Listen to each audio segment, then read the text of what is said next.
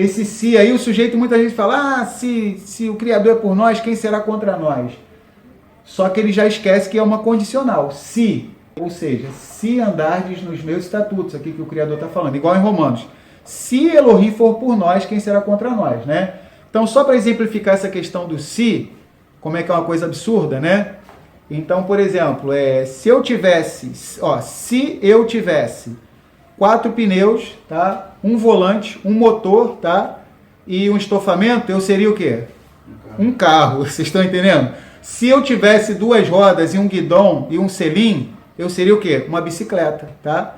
Mas olha a distância entre eu e um carro, entre eu e uma bicicleta, né? Então, essa palavra se muda tudo, né? Ou seja, essa pequena palavra aí, em português, se, em hebraico, im, muda completamente. Ou seja, se andardes nos meus estatutos e guardardes os meus mandamentos e os fizerdes, então eu vos darei as vossas chuvas a seu tempo, e a terra dará a sua novidade, a árvore do campo dará o seu fruto. Então, a gente vai estar entrando nessa paraxá, tá? Vamos ler o primeiro versículo, o segundo e assim sucessivamente. O Daniel leu, em hebraico a gente vai traduzir. Se andardes nos meus estatutos, o Criador está falando, né? Em Levítico 26:3. Se andardes nos meus estatutos, tá? Então tem essa palavra hebraica aí, im, tá? Que essa mesma palavra hebraica, curiosamente, isso é só no hebraico, tá? Pode ser a palavra mãe, tá? Um aleph e um men sofi pode ser a palavra mãe, tá? Dependendo do massorético, tá? Que antigamente não tinha. E pode ser se, tá? Então, se, ou seja, condicional, se andardes nos meus estatutos e guardardes os meus mandamentos e os fizerdes, então, olha que coisa interessante, então eu vos darei as vossas chuvas, está no plural, tá? As vossas chuvas a seu tempo. Né? Então as chuvas tinham a temporã e a serôdia, né? Tinha 2 tipos de chuva, pode falar. A Juliana está perguntando, leva-se em consideração que o pecado dito é a transgressão da Torá.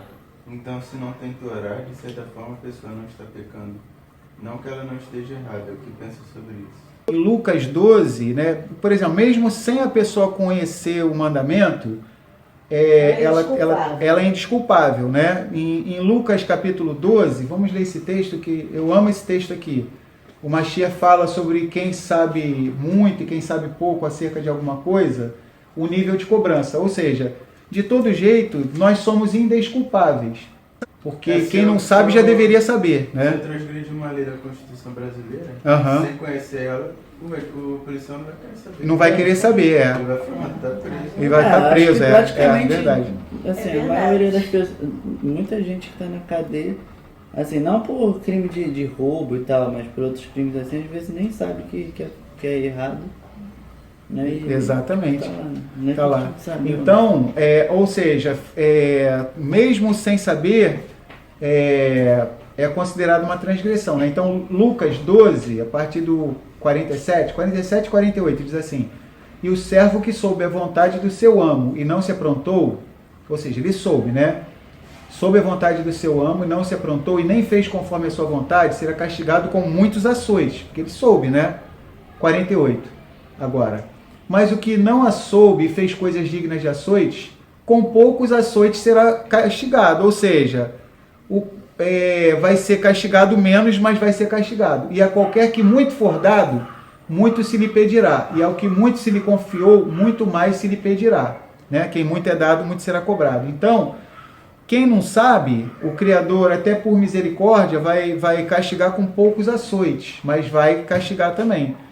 Até porque não teria como ser, vamos dizer assim, prejudicada uma pessoa que conhece, vamos dizer assim, os mandamentos, e uma pessoa que não conhece, não viesse nenhuma punição sobre ela. Então, de repente, para ela seria até mais vantagem ela nunca nem saber. Então, independente de conhecer ou não o mandamento, vai ser punida a pessoa. Claro que quem sabe mais vai ter uma punição muito maior, né? Pô, a pessoa sabia, com detalhes e tudo, e mesmo assim ainda errou. Então, a punição vai ser mais severa em cima dessa pessoa.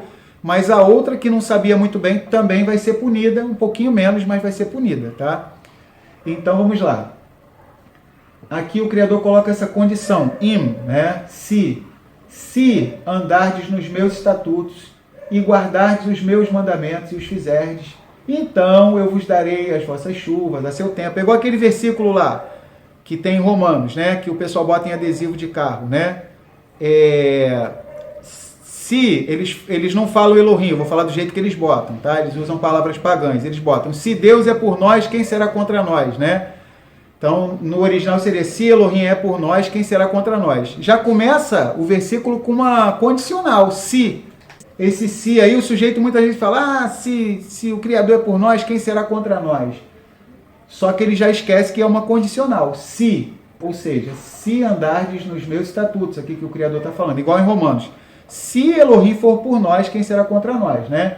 Então, só para exemplificar essa questão do se, como é que é uma coisa absurda, né? Então, por exemplo, se eu tivesse 4 pneus, tá? Um volante, um motor, tá? E um estofamento, eu seria o quê? Um carro, vocês estão entendendo? Se eu tivesse 2 rodas e um guidão e um selim, eu seria o quê? Uma bicicleta, tá? Mas olha a distância entre eu e um carro, entre eu e uma bicicleta, né? Então, essa palavra se muda tudo, né? Ou seja, essa pequena palavra aí, em português, se, em hebraico, im, muda completamente. Ou seja, se andardes nos meus estatutos e guardardes os meus mandamentos e os fizerdes, então eu vos darei as vossas chuvas a seu tempo, e a terra dará a sua novidade, a árvore do campo dará o seu fruto. Ou seja, Geshem, que é a palavra chuva, né, no singular, aqui ela é usada no plural, tá? Então é usada no plural. O Criador enviaria as suas chuvas, que tem a temporã e a serôdia. Então chuva nas Escrituras é um sinal de bênção. Então é algo até para a gente já refletir acerca do nosso temperamento, né? Então, por exemplo, como que a mídia já joga contra a Torá? Então o que acontece? Então, se cai uma chuva, o repórter começa a dizer: o tempo tá ruim, tá feio pra caramba, tá tudo esquisito aqui, e não tem previsão de sol essa semana, que não sei o que, tá uma porcaria o tempo, né? Aí o repórter: vamos torcer para abrir um solzão aí, que não sei o que lá, tal. Ou seja, eles já invertem. Chuva, nas Escrituras, sempre é um sinal de bênção, tá? Sempre é um sinal de bênção. Tanto que no milênio, no livro de Zacarias, fala que a nação que não subir para adorar a Yahuá, tá? Na festa dos tabernáculos, uma vez por ano, isso durante o milênio, Yahuá não vai enviar chuva sobre aquela nação, tá? Então, só para a gente entender. Então, chuva, num sentido literal é a chuva, mas num sentido mais profundo é o quê? A bênção, que vem dos céus, tá? Lembrar que a bênção, a gente vê dentro do sistema religioso, é a corrente de não sei o quê, a corrente de não sei o que lá, as 7... não sei o que vai...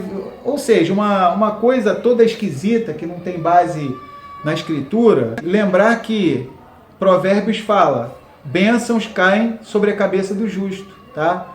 E a Torá fala que Yahuá enviará a bênção dele. Ou seja, ela vem com GPS procurando cada um de nós, se nós guardarmos os seus mandamentos. Então a gente não precisa... a pessoa não precisa ir no culto da prosperidade, o culto da restituição, o culto disso, o culto daquilo, da vitória, que não sei o que lá. Porque se a pessoa cumprir os mandamentos, a bênção vai vir com GPS procurando a pessoa, tá? Então vamos lá. Se andardes nos meus estatutos e guardardes os meus mandamentos e os fizerdes, ou seja, a gente leu aqui no Rumash sobre o nome da Paraxá, então tem a ver com cumprir os mandamentos de uma forma mais perfeita, tá? Com mais detalhes. Então, no começo, a Torá pode parecer algo totalmente estranho para uma pessoa, tá? Poxa, como é que eu vou cumprir os mandamentos 613, que isso, que aquilo, tal, e a pessoa muitas vezes fica igual aquela piada, né? Fica mais perdida do que cachorro em dia de mudança. Mas nada como um dia após o outro. Isso é que é o Techuvá, tá? Lembrar que os patriarcas, eles foram conhecendo ao Criador devagarzinho, a cada dia conhecia mais. O Criador falou para Abraham, o nosso pai, lá em Gênesis 12, na Parashá Lech Lechá: sai da tua terra e da tua parentela e vai para a terra que eu hei de te mostrar.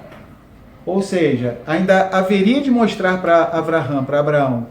Então, não foi revelado tudo para Abraão. Então, assim, para nós, é cada dia um pouco, né? Agora, conheço em parte, então conhecerei plenamente como sou plenamente conhecido também. Ou seja, então a Torá é como um espelho, ela mostra para nós como nós estamos, tá? Então, quanto mais a gente se olha no espelho da Torá, mais erros a gente vê em nós e mais a gente depende do favor imerecido do Messias. Pode falar. E o Biratã colocou assim, Rambam explica detalhadamente que, no Mashiach, que pelo pensamento judaico, o Mashiach não é uma pessoa que quer isentar o povo judeu do cumprimento das mitzvot. Ao contrário, ele é uma pessoa que conduzirá o povo judeu à observância plena da Torá e mitzvot. Muito show esse comentário aí do Rumash que o Biratã leu também, né? Nosso Ari Yosef, né? Então, quer dizer, o Mashiach vai levar o povo ao cumprimento da Torá. Então, voltando à Torá, né? Nessa paraxá nós vemos que temos que andar nos estatutos de Yahuwah Elohim, que são suprarracionais, desafiam muitas vezes o nosso entendimento, e a gente vai ter que lembrar, quando a gente não entender, por que eu tenho que cumprir esse estatuto, né? Por exemplo, a Peça é cheia de estatutos, né? Lá em Êxodo, capítulo 12, é mencionado os estatutos da Peça. Um monte de coisa que parece que não faz sentido para a nossa mente, é porque nós não temos sabedoria suficiente para entendermos, mas mesmo sem entender a gente cumpre, tá? Essa paraxá nos meus estatutos vai mostrar uma entrega da nossa alma, tá? Mezirat Nefesh, quando o nosso povo de Israel deu para Moshe um cheque em branco, né? Quando o nosso povo falou assim, Nasce Venishma, que significa em português o quê? Faremos e ouviremos. Então Moshe subiu o Monte Sinai com essa declaração, como se fosse um cheque em branco do nosso povo de Israel. Moshe chegou, falou para o Criador, o povo disse, faremos e ouviremos. Os nossos sábios dizem que por conta dessa declaração, o nosso povo de Israel recebeu o mérito da Matan Torá, da outorga da Torá no Har Sinai, no Monte Sinai. Tá? Então vamos prosseguir essa paraxá. Então lembrar todo mundo que está nesse processo de Teshuvá, todos nós estamos. Só falar mais isso aqui e vou prosseguir no texto. Vamos abrir em Atos 3:21. Masei Hashilirim, Atos 3:21, e depois a gente vai abrir em 1 Coríntios 13, o que Paulo falou. Então, ninguém sabe tudo, todos nós estamos aprendendo esse processo de Teshuvá todos os dias. Olha o que diz Atos 3:21. O qual convém que os céus contenham até os tempos da restauração de todas as coisas, em hebraico é Tikkun Olam, ou seja, vou ler desde o 20. E ele envie a Yahushua HaMashiach, que já dantes vos foi proclamado, o qual convém que os céus contenham até ao Tikkun Olam, aos tempos da restauração de todas as coisas, dos quais Elohim falou pela boca de todos os seus santos profetas desde o princípio. Ou seja, em Israel se comenta muito sobre essa palavra hebraica que aparece aqui em Atos, Tikkun Olam, restauração de todas as coisas. Todos nós estamos nesse processo de Tikkun, de restauração. Ou seja, Romanos capítulo 3 fala o quê? Porque todos pecaram e destituídos estão do esplendor de Elohim. Todos, ou seja, cada um de nós pecamos. Agora vamos lá em 1 Coríntios 13, Paulo vai falar com todas as letras que ele agora conhece em parte, né? Ele não conhece todas as coisas perfeitamente. Pode falar. Elisângela colocou. Então tira uma dúvida minha. O povo cristão que não cumpre a Torá, eles irão cumprir na volta do nosso Yeshua? Isso, por exemplo, foi legal a pergunta da Elisângela. O povo cristão que não está cumprindo a Torá, mas ele entregou a vida para o Mashiach, mesmo ele chamando de Jesus Cristo. Então eles chamam o Messias de Jesus Cristo e tal, igual os egípcios chamavam Yosef de um nome egípcio também, um nome estrangeiro, Tsafnat Paneah, nem por isso eles deixaram de ser salvos, os egípcios, né? E assim os cristãos, muitos são sinceros, tá? E mesmo chamando o nome Jesus Cristo, são pessoas que são capazes de dar a vida pelo Mashiach, tá? São pessoas que têm uma vida reta e tudo, a gente tem que orar por eles para que eles venham ter o entendimento da Torá, mas vamos supor que eles morreram, tá, e foram para a presença do Criador. No milênio, quando eles voltarem também, com o corpo transformado, glorificado, eles vão cumprir a Torá aqui durante o milênio, tá? Então, ainda que não tenha cumprido a Torá aqui nessa vida, no milênio eles vão cumprir. Então, foi legal a pergunta da Elisângela, tá? Então, 1 Coríntios 13, a partir do versículo 8, o amor nunca falha, o ahavá nunca falha. Mas havendo profecias serão aniquiladas, havendo línguas cessarão, havendo ciência desaparecerá, porque em parte conhecemos e em parte profetizamos. Porém, quando vier o que é perfeito, então o que o é em parte será aniquilado. Quando eu era menino, falava como menino, sentia como menino, discorria como menino, mas logo que cheguei a ser homem, acabei com as coisas de menino. Porque agora, olha o que Paulo diz, Shaul, porque agora vemos por espelho, em enigma, mas então veremos face a face. Agora eu conheço em parte, mas então conhecerei como também sou plenamente conhecido. Tá? Até aí no 13 ele fala, agora pois permanecem a emuná, fé, a tikva, esperança, e o ahavá, o amor. Estes três, mas o maior destes é o ahavá. Ou seja, o próprio Paulo, Shaul, que era considerado o maior rabino do século I, do primeiro século, ele admitia que ele não sabia todas as coisas, ou seja, somos limitados, tá? Somos muito limitados. No milênio é que a gente vai ficar maravilhado com as revelações que o Mashiach vai trazer acerca da sua Torá com toda a plenitude, né? Então o que sabemos agora é uma fração ainda bem pequena diante de tudo que o Mashiach vai nos revelar aqui no milênio. Mas, mesmo com essa fração que nós temos, olha, nós estamos na diáspora. Na paraxá anterior que fizemos, nós vimos que no 6º ano, era o último ano em que se cultivava a terra, se podava, se colhia. A lavoura que era produzida no 6º ano, ela era suficiente para o 6º, para o 7º e para o 8º. Ou seja, então, de uma certa maneira, apesar dos problemas que nós passamos por viver nesses tempos modernos, tá? Mas também é uma época em que o Criador está derramando muito também do seu Espírito sobre o seu remanescente, sobre as 12 tribos de Israel que estão retornando. Tá? Então, vamos dizer assim, o Mashiach diz lá em Lucas, ele fala, não temas, ó pequeno rebanho, porque foi do agrado do Pai dar-vos o reino. Ele diz também em Mateus, Matitiarro, onde estiverem 2 ou 3 reunidos em quê? Em meu nome, eu ali estarei no meio deles. Então, apesar de não sermos muito numerosos, somos um pequeno rebanho. Muitas vezes num lugar vai ter 2, 3, vai ter lugar até que vai ter um só, tá? Mas o Mashiach, ele está dando o suporte para todos nós.